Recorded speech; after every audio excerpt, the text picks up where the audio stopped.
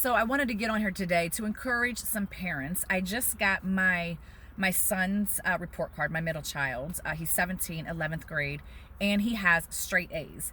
And I would be excited, if any of my kids came home with straight A's. However, what makes this all the more exciting is the fact that this is the son that for years has struggled in school.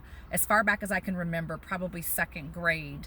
I would get calls from the teachers saying, hey, your son, he's just sitting in class, he's daydreaming, he's not doing his work. We think your kid might be ADD. And I never bought into that stuff. I never believed my child was ADD. I knew he could focus on things and pay attention at home when he was interested. And so I kept advocating for him, and we tried all kinds of different things. I mean, I pulled him out in third grade for a while. We hired a tutor. We put him in an academy, and then we put him back in public school.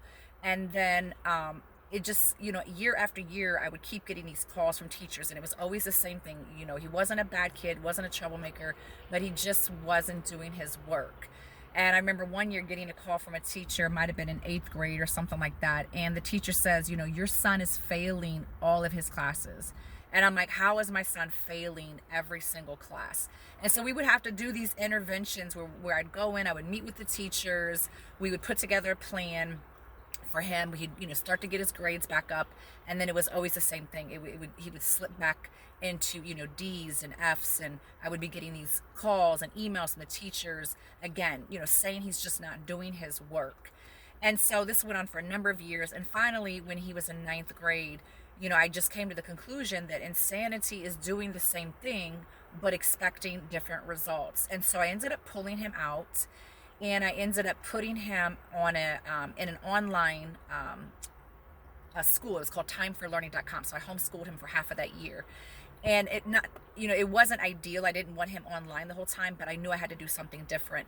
And I started to see a change in him. This was a kid who had to be totally micromanaged, couldn't spell, his grammar was terrible, couldn't write. And I started seeing this change in him. And so I continued the homeschooling. So last year I pulled out my youngest son, and this is for various reasons. I won't get into that now, but I homeschooled both of them. We did a textbook curriculum. And so in that period of a year and a half of homeschooling him, I can honestly say he did 180 degrees. This kid that had to be micromanaged, now I don't have to manage him at all. He manages his own time, does his own schoolwork. His grammar improved, his writing, he's a great writer. And now I'm sitting here looking at his report card, a year and a half later. He's now in a Christian school, Ohio Christian Academy. He started there in the fall. But this is now a straight A student. He has a 4.0. And this is a kid who, I'm looking at one of his report cards from 9th grade, and he was ranked 576 out of 598 students. I mean, clear at the bottom. His GPA was a 1.76. And like I said, I'm looking through some of his other report cards, and here's one, D, C, A, and of course that was orchestra, music, because he plays guitar, he loves music. B, which was physical education, D, D, D. So D in literature, a D in science, a D in history, a D in Spanish. This was his, just one of his report cards. But I say all this because I want to encourage parents out there who you are frustrated with your kids. The teachers are trying to tell you, hey, your kid's ADD, or he's this, or he's slow, or whatever. And what I want to tell you is, as a parent, you have to be an advocate for your child. You have to fight for your child. You know your child. Don't let somebody put a title on your kid. Don't let somebody put your child in a box. And what fits for one kid doesn't fit for another. All kids learn differently.